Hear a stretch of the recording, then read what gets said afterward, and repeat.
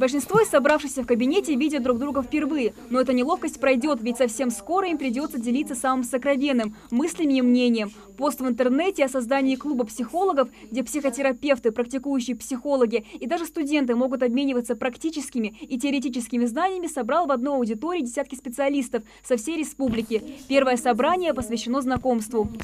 Если честно, я не ожидал, что будет именно столько психологов работать у нас в Ингушетии, потому что, как уже некоторые заметили, я до сих пор, как бы это объяснить-то, занят вот этими предрассудками 5-6-летней давности о том, что здесь до сих пор люди путают психолога-психиатров. По очереди друг за другом члены клуба представляются, рассказывают о себе и своей квалификации. Большинство из них, как оказалось, клинические психологи, а также детские специалисты и логопеды. Зухра Ахриева еще со школьной скамьи увлекалась психологией, поэтому о выборе профессии вопрос даже не стоял. Сейчас девушка работает психологом в региональном МВД, однако зачастую, особенно в работе с тяжелыми пациентами, ей просто необходима моральная и профессиональная помощь коллег. Именно эту поддержку девушка надеется получить в клубе. Не хватает профессионального общения, то есть с коллегами, которые уже работают, у которых опыт.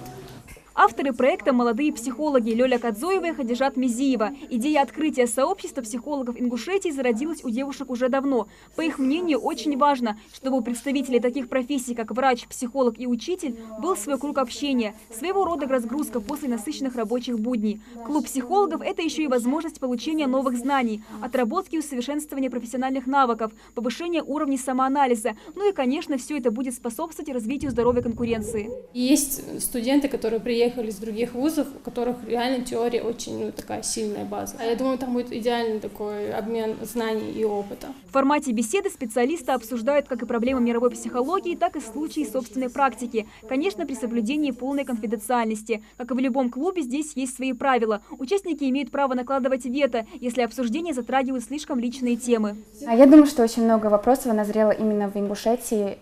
Очень много пробелов у психологов в работе с детьми, в работе с детьми с особенностью развития, работе с подростками, потому что у нас много подростков, особенно те, которые попали в трудную жизненную ситуацию. У нас очень мало работы с ними проводится. Профилактика наркомании, алкоголизма, того же экстремизма, терроризма.